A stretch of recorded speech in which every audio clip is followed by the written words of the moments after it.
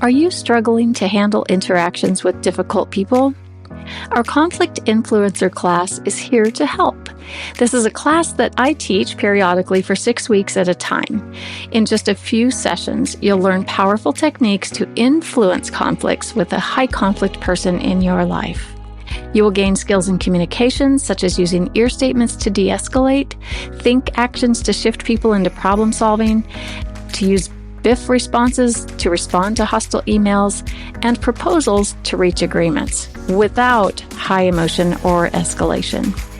With this class, you'll be able to transform your approach and become a master at navigating tough relationships and proceed with confidence.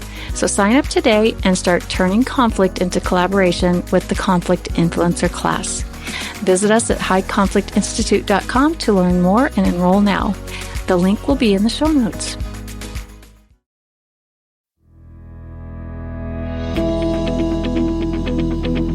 Welcome to It's All Your Fault on True Story FM, the one and only podcast dedicated to helping you identify and handle the most challenging interactions, those that are called high conflict interactions, and may involve someone with a high conflict personality.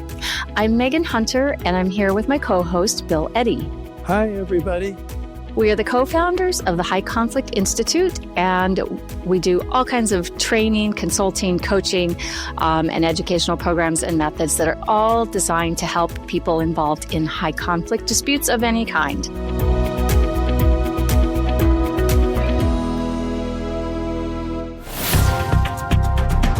So today we're joined by a very wonderful colleague, and we're very excited about this. Her name is Kara Rubenstein Deyerin. Hi. Kara is I've known for a couple of years, and very pleased to get to know you. And we're really happy that you're on the podcast today. We're going to be talking about surprise DNA or DNA surprises. And I'm sure most people are going to wonder what that is, because it's not something that I think a lot of people really have exposure to until it happens to them. So let's talk about who you are first.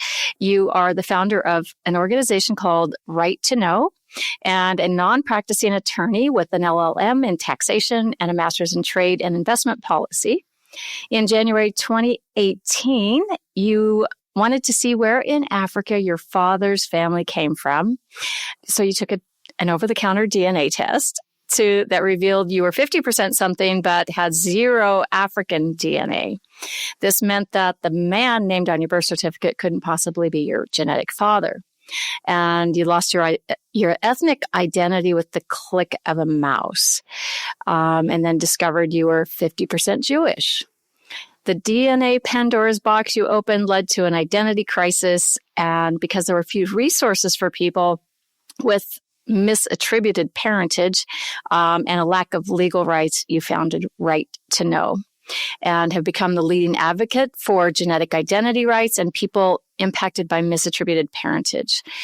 You've appeared on lots of podcasts, multiple interviews and articles, and a frequent speaker on your DNA surprise, the Right to Know, and the complex intersection of genetic information, identity, and family dynamics. So, welcome. And I have to say, I was so surprised when I first came to your conference. And I think it was it was the inaugural conference in Kentucky, was it? Louisville.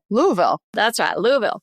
And, I do a lot of training, a lot of speaking, both Bill and I do. And we usually get to a conference and we, let people know we're there. The organizers know we're there. And they hand us, a packet and a lanyard and those types of things. And what was strikingly different about your conference is inside the bag that I was given at registration was a packet of Kleenex and directions to a therapy room, which doesn't usually happen at a conference, as you know, being a lawyer, like at a CLE conference or something. So I was, there was a big question mark there. I wonder what this is for. Maybe colds are going around. I don't know.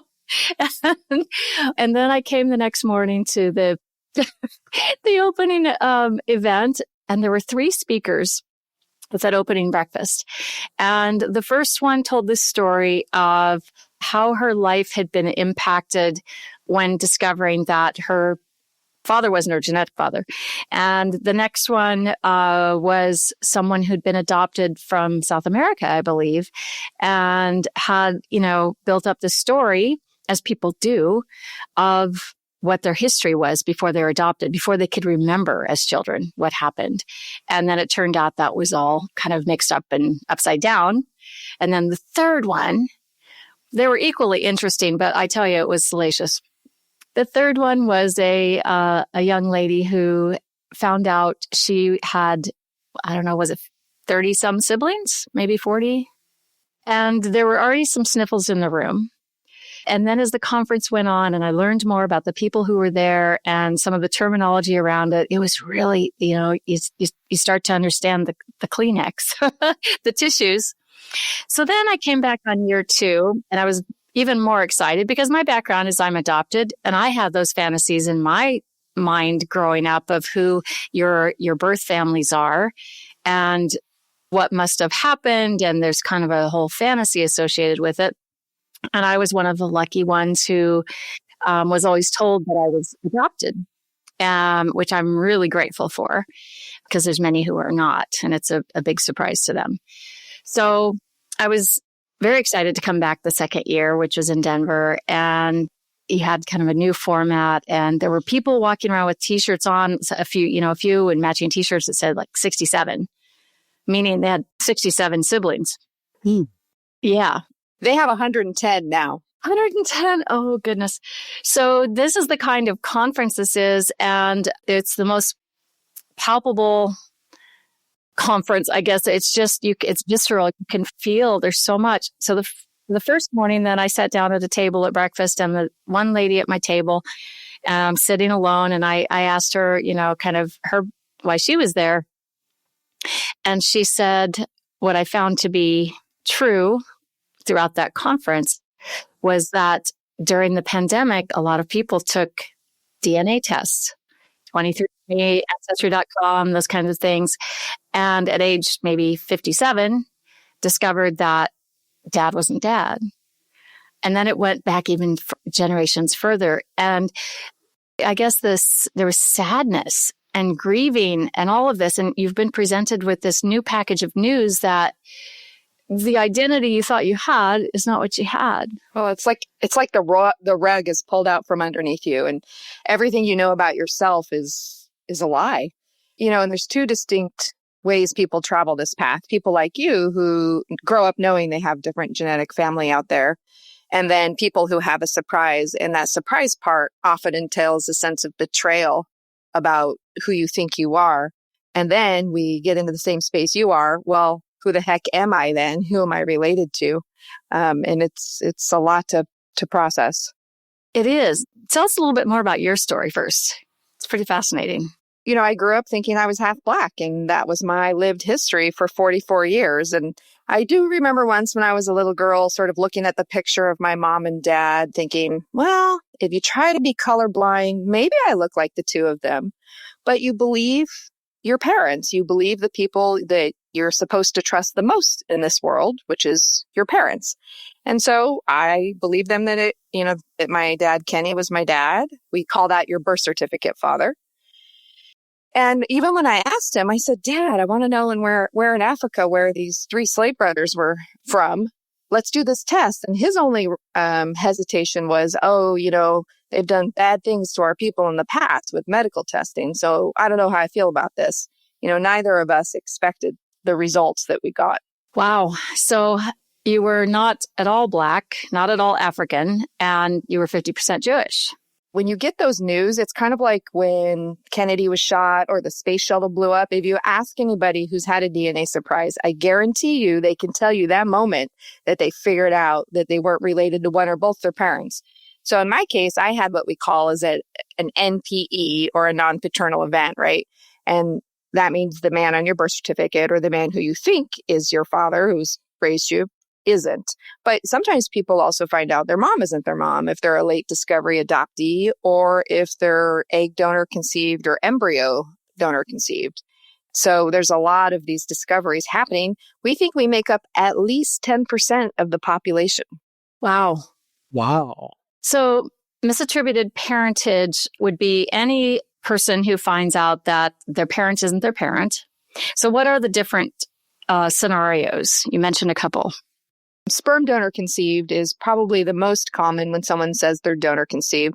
And we wish that the assisted reproduction community had learned from the adoption community, because back in the day, 50 years ago, if you adopted a child and they kind of looked like you, they were told, well, don't tell. And eventually, through studies, the mental health community said, no, this is not a good idea. People need to know when they're not related to the people raising them, because you don't have what's called genetic marrying. And that's where you see your physical traits, your personality traits reflected in the people around you. And if it's not reflected by the people around you, you think something's wrong with you. I mean, I remember my mom saying in like second grade, I can't do math with you anymore. Where do you come from? I started my first nonprofit in middle school, and she just was like, I don't know where this comes from. And it turns out that my genetic father was a philanthropist and had started many nonprofits and graduated from the University of Washington when he was 17. So genetics is strong. Genetics are very strong. And even in my case, I know my genetic families now on both sides. And the longer I'm around them, and I've known them probably 25 years at this point, there's surprises all the time. Oh, I do that. Oh, that's where that comes from. And you just see how strong the genetics are. And I guess there's probably a commonality between all of us who are not being raised by the people who gave birth to us. And I kind of think it goes to such a cellular level. Do you hear that from people? Absolutely. I think we have this innate drive to want to know where we come from, what our roots are. And when we get around people who are genetically related to us, we see those synchronicities, and they go beyond, brown eyes and black curly hair, right? They're your 60% of your ability to read well, if you're going to have any reading disabilities, is from your genetics. So there's a lot of different things that we're finally discovering are actually related to genetics, and it's the thing that's going to impact you the most of who you are. So it's a big deal to not know, I call it your blueprint, to not have your blueprint for like where you come from. And I think if you know that information, we haven't even talked about medical history, right? Knowing your medical history is key these days, and you mimic your health after your parents. So if your parents have issues with their heart, you're careful with that. But what if that's the wrong thing? So it's crucial to know where you come from. I wanted to mention, I saw a program about a year ago, and I'm sure you've heard of this. I don't remember the name of it, but it was about a guy from the Netherlands who was a sperm donor for something like 3,000 children. He broke the rules. You're not supposed to have more than 10, I think. And so there's a big to-do about that. That's the biggest case in history as far as people know. But they raised an interesting thing that you may be able to explain more. Said that they look a little like each other, and that looking like somebody is appealing, and that there's a risk of them being attracted to each other and becoming a couple and having their own kids without necessarily knowing that there's 3,000 that have this one father, sperm donor. So I don't know if you know about that or if you have thoughts about that. Sure, you're talking about the sperminator. Okay. He does things privately, so you can go to a clinic and purchase sperm in the United States. It's not regulated in the United States. So that 10-person family limit, that's in Australia and in the EU and in the UK. But in the United States, we don't have a limit on the number of children that can be created by a sperm donor. And check out one donation, one time of submitting your specimen, they can divide it into up to 20 straws. So just one donation can be used to make 20 children. Now, obviously, the rates of success aren't 100%, but still, we absolutely need limits on the number of families for the reasons that you just outlined.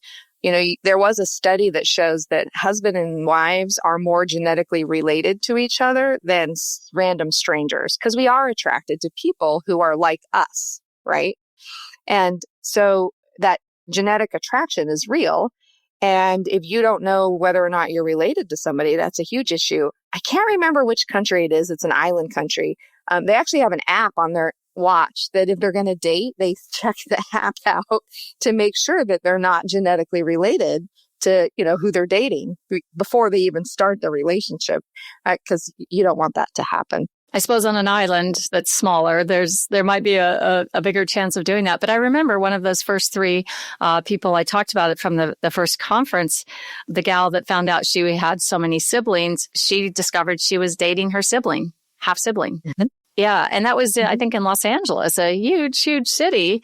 So, I mean, the odds seem like they might be small, but I think you're onto something there, Bill. Yeah. And they don't ship that sperm far. Oh, I suppose. Yeah, that makes sense.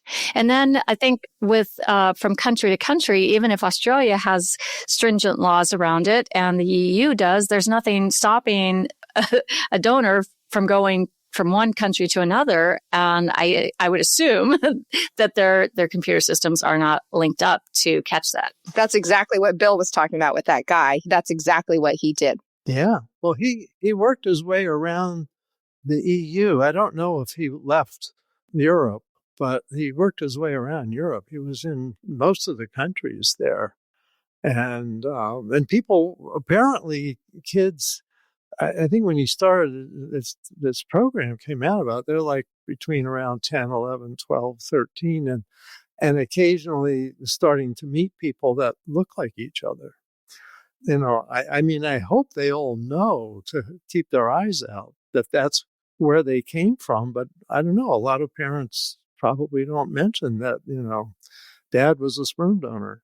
That's what I was saying, that, in the adoption world, now people are told to tell their children that they're adopted from a young age. And they're just now shifting in assisted reproduction, saying you need to tell. But that's still, if you look at some of the recent studies, it's less than 50% are telling. So a lot of people aren't knowing.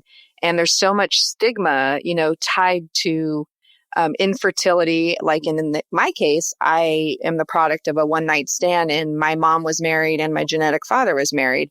So in infidelity, there's so much shame and stigma tied to that as well. And we're all innocent bystanders in our conception. How we come into this world is not our fault. Yet a lot of people feel shame and stigma around that, and they're not talking about it. So it's great that there's more programs like this, and like you guys are talking about it, because we need to minimize that so parents are comfortable telling their children about their genetic origins. Yeah. I mean, if it's 10%, that's a lot of people. Yes, yes. Now, what's interesting from the legal side, and I'm not up to date on this, so I'm a family lawyer, but about 10 years ago, I stopped regular practicing and keeping up with all the details. But I know one of the issues that had happened is genetic testing the first 2 years of a child's life is whether I am the father or not. In other words, am I going to be paying child support for the rest of my life because of a one-night stand? Or can I show that it was somebody else? Or I want to prove it's me. And so you have that situation. I remember that at one point, so what if somebody shows, not me, and yet they've been living with the mother and the child for 2 or 3 or 5 years, and well, not me, I'm out of here. And the court's saying, wait a minute, we're not going to have a child that has no father. So guess what, buddy? You've been around for 5 years. You are the father. Various controversies that have come up over that. And I might mention, actually, I give an example of a case I had. It was a mediation case. Somehow there had been some separation and then reconciliation, but apparently a child was conceived during the separation. But mom didn't mention that. And so dad was, is this my child or not? So, oh, of course it's your child. Well, he said, we got some testing and it's not his child. And that was a really big moment in the mediation, is he going to have a parent relationship with that child? Or is he going to say, that's it, I'm out of here. I'm only responsible for the one I know I'm responsible for. So you get those kinds of questions. But the legal questions are just things I never thought of, like not having a parent. I mean, I think, Bill, the issue is that, and the courts are really behind on this, it's somewhat antiquated, in my opinion. Kids have the capacity to love multiple parents. So it's not hard for kids to distinguish between, this is my dad who's raising me. And people always ask me, who's the real parent? And I always say the real parent is the person who's, there for the child, regardless of genetics. They're the person, kissing your boo-boos when you fall off your bike and reading you a good night, story. But that doesn't mean that child can't also have a genetic parent out there or grandparent that they also see. I mean, we have multiple sets of grandparents. And so I hope that the courts get to the space where they can kind of expand the concept of families to embrace all these different, unique, and beautiful ways that we can build a family. For me, one of the key issues was I want my birth certificate to accurately reflect who my parentage is. So when my great-great-grandchildren get that assignment in elementary school where you have to build that family tree, which is really hard for a lot of kids. I'm sure Megan can, talk about that because, I want it to be the truth. And the problem is in courts, we use the birth certificate for who's legally responsible. And it doesn't matter about genetics, right? Because when a child's adopted, they seal the original birth certificate and then they put a fictitious thing on there that, these two people gave birth to that child who adopted that person, and they didn't. And so I would love to see a birth certificate that had genetic parents on there, as well as the parents who are legally responsible. So we never are erasing people's identity. And then when you're doing research, that way the birth certificate can serve both purposes. When you're doing family research, you can clearly identify, who your parents are, because this is so traumatic. And I have people who reach out to Right to Know who find out their grandparents aren't their grandparents, and they're still suffering from, like, that means I'm not, I thought I was Scottish and I've associated with that. And my last name now is not right, even though it's a couple generations away. And it's not just those people who are making the discovery. It's also the family members that we grew up with, like in my case, since I'm the product of infidelity, when people talk about my father, my genetic father, their perception of him has now changed because now everybody knows that he's had a one-night stand with somebody and nobody ever thought that he was that type of person. So it impacts how people perceive each other and their families. It impacts the family you grow up in. It impacts the family you're reaching out. And these can be really hard conversations to have. Oh, it's really tricky. And, going back to the gal I met last year, the first person at the conference in Denver, she thought she was, I can't remember which culture, but let's say Scottish, right? And just very proud. I think it was Czechoslovakian, and just had this proud heritage and everything associated with it. And now I think her mother had passed and her dad was still alive but has, a disease, a debilitating disease that comes with age. And so there's no way she could talk to him about it, but she felt so devastated. And I guess that's where I'd kind of like to go with this conversation is, there's a pretty wide range of emotions you go through when you find out that you have this misattributed parentage. This person is not your parent and this culture is not yours. And I think maybe from the outside, people may think that, oh, what's the big deal? Now you have new facts, you have new information, so just adapt and adjust. But it's so, I think, everything you've experienced in your life has been this way, and now suddenly it's this way, and there's a huge sense of loss. Well, I have a question about that, actually, for both of you. So the grieving process, healing and grieving process you go through, is that something that, you went through for a year or two and then it's really been an acceptance? Or is this something that you go through in a lifetime where it's off and then you're kind of adapting again and again? I mean, I will tell you this, that you think it's something you're going to get through. I will never say anybody gets over it. You're like, I'm going to get through this and then I'll be okay. And that's just not the case. Yes, you get through it. You learn to live with it. I kind of likened it like I have a coat with all these different patches I wear. Like I'm married, I have that patch. My grandparents were murdered, I have that patch. I have a college degree, I have that patch, right? And now I have my DNA surprise patch, and it will always be with me. I will never get over it. And it's been almost, what is that? Let's do some quick math, 6 years for me. And I still get triggered. I still have moments where I have to process through and really think about why I'm feeling like I am. And sometimes they're really small things like watching a Disney movie or something, So no, it's a lifetime experience. Yeah. Yeah. And for me, being adopted from birth, I knew nothing but my adoptive family until I was in my 20s. And here, I'm a little past my 20s now. It's been a good few years, and it's still not easy, not with everyone in the different families. And it's kind of hard to explain. So there wasn't like a big grieving process for me. It was probably opposite, where I'm a pretty optimistic person and maybe a little Pollyanna-ish. So I had this fantasy of, wow, everything's going to be wonderful. I'm going to meet these wonderful people. And they are wonderful people. But in every family, you're going to have conflict and you're going to have differences. And I think the assumptions you have and the expectations that you have of each other in every family, every situation is going to be different. Some are going to have been looking for the person, the child they gave placed for adoption, and others not.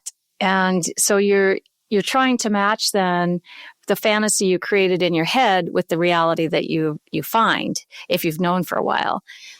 Where in Kara's circumstance and with so many others with misattributed parentage, it's just such a shock. And then I think you really do have to go through the stages of grieving with it.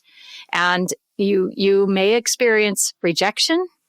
You may experience acceptance on the new side. And then back on the old side, they may not be very comfortable with that. So there's a lot of things to navigate. So that's, I think, what would be really fascinating to hear from you, Kara, is what you're hearing from the families you're helping and individuals you're helping about what's the opportunity for conflict at the reunion. Opportunity? I told you I was Pollyanna-ish. I mean, the rejection is really hard, but I think that's true for people who grow up knowing they have different parents. And then those of us who have a surprise, once you start in that reunion space, we're all in the same boat. And, I was rejected from the family that I grew up with because now we weren't related by blood. And, it's a lot to process, and you kind of feel alone in that space. And you're having these difficult conversations. I mean, I had to sit down and tell my dad that he wasn't my dad because I don't have a good poker face. And I would think things would start to come out of my mouth when I was with him, like, I can't sing like you. Oh, wait. And I would kind of choke on it because I'm like, oh, wait, that's not true anymore. So I knew I had to tell him. And these are hard conversations that you have to have. And you don't know if the person, I mean, if it's somebody you grew up with, they might have a high conflict personality, but the people that you're reaching out to, you don't know that about them. You don't know what you're jumping into. And so our biggest advice is to go extremely slow, which is really hard because you have all these expectations like you were talking about, Megan, like your ghost kingdom. We all create that space of what we imagine our genetic family will be like, our mother or our father or grandma or whomever it is in our fantasies. And, reality is often very different. So there is that disappointment there, and you just can't get enough. I actually recently, my dad who raised me died, but he just had a new son pop up. So he had a son that had been relinquished for adoption. And when we met for the first time, it was so intense, and I'm not even related to this person, but he couldn't get enough information. And I knew exactly what he felt like because you have a hole. There's this hole now that's been created in you or that you grew up with because you didn't know those people and you're just trying to fill it. And it took me a number of years to realize that no matter how many stories I hear, my genetic father's deceased. I won't get the chance to meet him. So however many stories I hear about him, that hole will never be full. Yeah. And there's opportunity for mistakes as well. some of the people I've met through Right to Know have talked about the mistakes that have happened when they thought they'd found their genetic family, and then it turns out that wasn't it. And so now it just kind of compounds one on the next. In adoption, sometimes, people are searching for their mother often first. And when they find mom says, Bob's your dad. And so they go find Bob and they meet Bob and they develop a relationship with Bob. And then they are sucked into the Lederhosen kilt commercial, or somebody gets that for them for Christmas, and they find out Bob's not their dad. So there's a lot of adoptees who also have an NPE later. And then I've heard of that with donors too, because when someone donates sperm, they're going to be donor 456, right? And the moms have that printout. Oh, we use donor 456. And the clinics will often put the siblings together. And then sometime later, they may identify who donor 456 is, not through a DNA test. And then they do a DNA test. And some of those kids really didn't get donor 456 like mom thought. Wow. So from the child's perspective, whether you're, you've reached an age of maturity and you're taking this on board, what's the experience?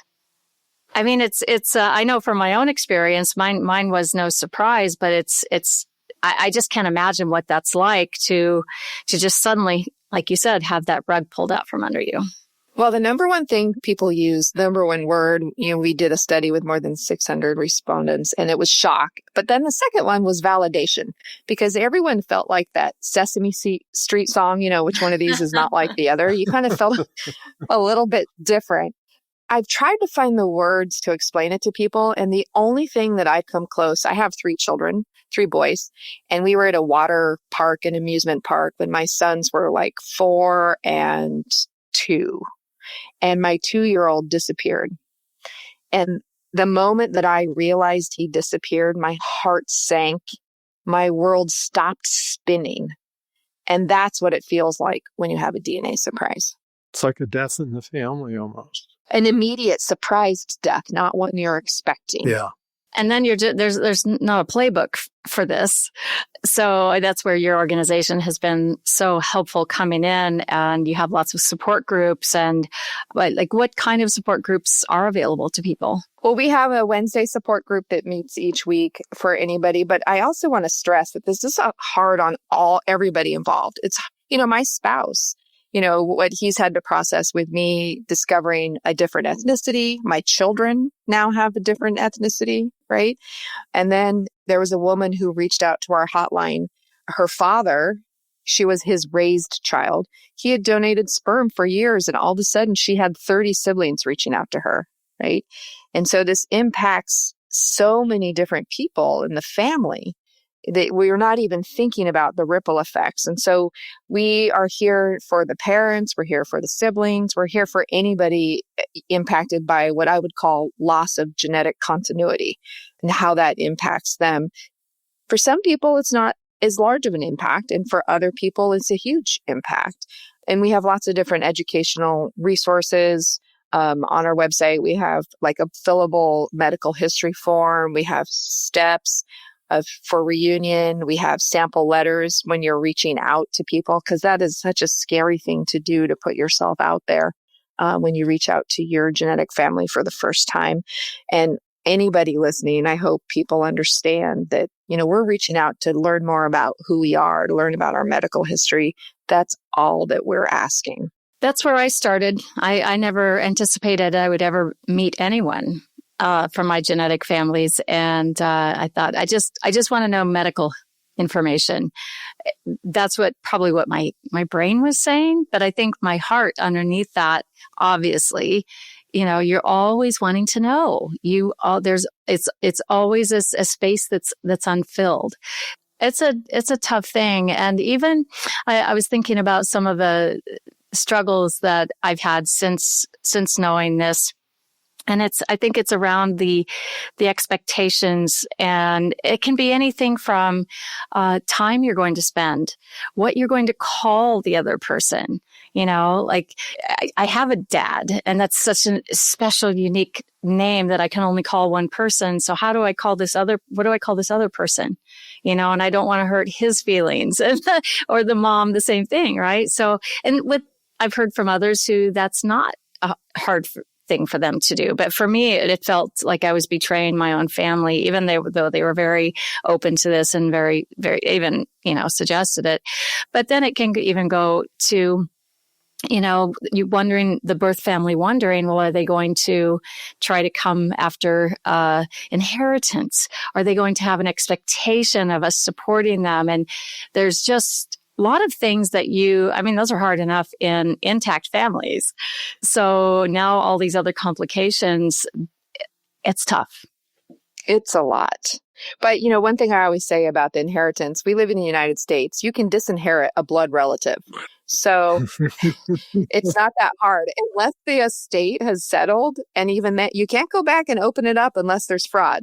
So the fact that people might think that somebody's coming after an inheritance, it's like, well, just say in your will, I give Kara $5 and then that's it. Or I give Kara nothing and it's over with. You don't have to worry about it. So that kind of stuff, I always find it sad that people go there in that space first. You had said maybe some people hadn't heard about a DNA surprise, but I will tell you this, the more I talk to people, the more people I realize know somebody who's impacted by this. I think there's probably one or, there's Kevin Bacon's 6 degrees of separation. I think it's more like 1 or 2 degrees for people who are impacted by adoption, assisted reproduction, or misattributed parentage, an NPE like me. After my surprise, everybody I knew was telling me, oh, I have a sister who used, an egg donor. Even my neighbor came over. His mom and dad and sister had all passed away in 1 year. And he was alone. And he had gotten a call and he had a sister his mother had relinquished and never told anybody. And he was so excited because his family had just all passed away. And I was so appreciative of his reaction to his new sister. So I think people will find that when they're listening for it, they're going to hear a lot more about it. Yeah, for sure.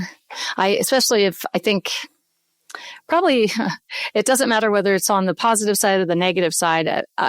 You're probably going to hear about it. And I'm thinking of that negative side being the rejection of those who go seeking when they find that person and they get rejected. And I know several people that have been in that boat, and that's a tough one, even for the toughest humans. I have experienced a lot of different traumas in my life, and I've always been able to brush myself off and keep on going. And this just knocked me down. I have to tell people when they call our hotline or reach out for help, this is the one time in your life that you need to you have permission to make it about you. This has to be about you.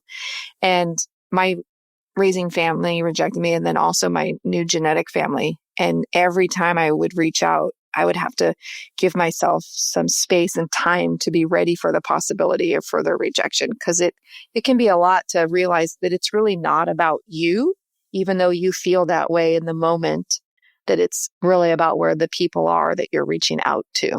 One thing I want to just throw in here is, because I do a lot of consultations and I used to be a therapist and also a lawyer, and I'd have people with a high conflict parent who they now don't want a relationship with because it was so difficult growing up. And one thing that I believe in and I say a lot is, well, you're an adult, you can choose your family now. You can choose who you're going to be around, who you're going to spend time with, etc. But I wondered your opinion. Is that a healthy thing to say? Is that one of those good things? Or maybe I shouldn't be saying that. Any thoughts? And this is a different context because they usually are blood relatives. But yet, I think the implications of this for society are, what really is a parent? What really is a family? And I just wondered if you had thoughts on that. Yeah, I do. I think we all know what we think family should be, right? And like I said, with a real parent, it's that person who puts the child's interests first. My oldest child is 23 years old. And for the rest of, I am his parent. And even when he's 40 and I'm 66, he will be first. His interests have to come first because I'm the parent and he's the child.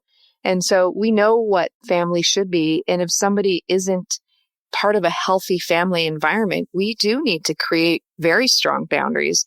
And I think there's a lot of, in these spaces, there's a lot of high conflict personalities, I think, especially for the moms.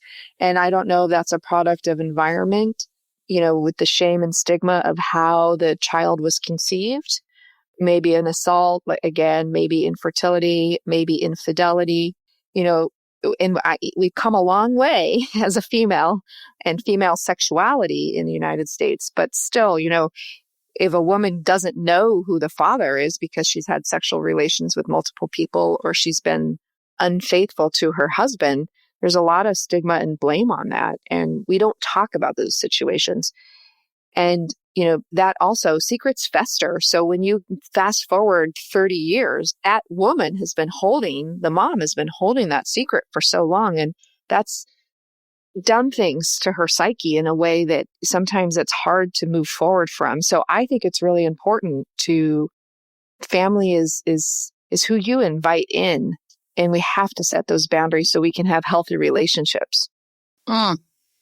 I really like that. Family is who you invite in. Yeah, I'm writing that down. It's just so fascinating. I could talk about this all day, but I'll ask this last question. Do you find that people who have a DNA surprise wish that they hadn't known? That's a very good question.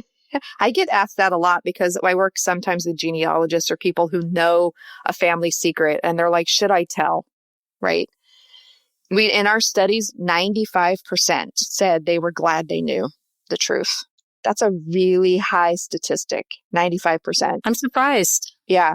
And as much as I know it upended my life, my sense of self, everything makes so much more sense to me. And I would never want to go back living in the fog, living in secret. I'm not a secret, and I have the right to know who I am. And so I hope people feel comfort in knowing that 95% of the people are really glad they know the truth. And there's very rarely do you get a statistic like that high, right? Yeah, that's interesting. And I guess some of that may come from things now make sense. Why I do this thing is because of this. And I know for me, some of my both positive and negative attributes that I've become aware of, I realize now maybe that some of it was genetic. It's not your fault. It's not my fault. All right. Yeah. And I think there is some comfort in that. And as long as you're aware of it and you're, taking steps to, if it's a negative thing, to make it, to turn that around, then great. But yeah, there's some relief. It's kind of like when you have had a medical issue for quite a while and then, finally get a diagnosis after not being able to figure it out for a long time. There's some relief, even if it's not a nice diagnosis. So positive or negative, now you know the truth and you can move forward with that truth. Yeah. So, well, any last thoughts or words of encouragement for those of our listeners who may have experienced something like this? I will just say, for me, I thought I was a unicorn and I thought I was alone. And telling my story, sharing my story, and talking to other people who have had a similar experience has really helped me move forward in my healing process. So I hope people understand they're not alone if they're experiencing this or impacted by it. And it really does help to reach out. There's plenty of online Facebook groups now that support all different aspects of these discoveries. We have our conference, which will be in Atlanta in March of 2026, the Untangling Our Roots conference. But there's lots of organizations out there and plenty of spaces to meet people. And so I would encourage anyone impacted by this to reach out and know that they're not alone. Excellent. Well said. So we'll put your website and the conference and all of that in the show notes for anyone who wants to find you. And I would assume you're putting tissues in the packets again for this year's conference.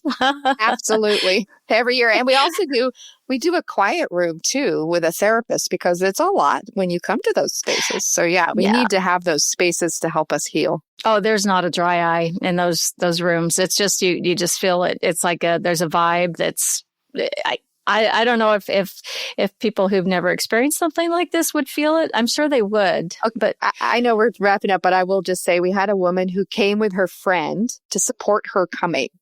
And it was probably one of the best bits of feedback that we got. She just said it changed She hasn't had a surprise. She's not adopted or donor conceived or had an NPE. She's not a parent. She's not a spouse or a sibling. She was just a friend coming along, and bless her for doing that, right? That was great that she was supporting her friend who didn't want to come alone.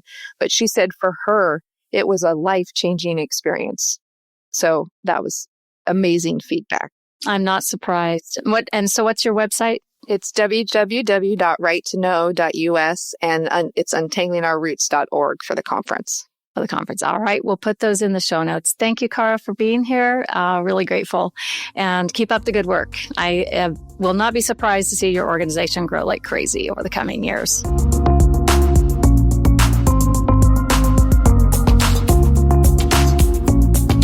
To all of our listeners, thank you for listening today. And next week, we'll be talking about how to handle it, the feelings and maybe even despair when realizing that someone you love, let's say an adult child or somebody new in your life even, kind of has this high conflict personality and what that does. So is there hope? What can you do and what should you do? In the meantime, send your questions to podcast@highconflictinstitute.com or send them to highconflictinstitute.com/podcast. In the meantime, keep listening and learning, keep practicing the skills while we all try to keep the conflict small and find the missing piece. It's All Your Fault is a production of True Story FM. Engineering by Andy Nelson. Music by Wolf Samuels, John Coggins, and Ziv Moran. Find the show notes, and transcripts at truestory.fm or highconflictinstitute.com/podcast. If your podcast app allows ratings and reviews, please consider doing that for our show.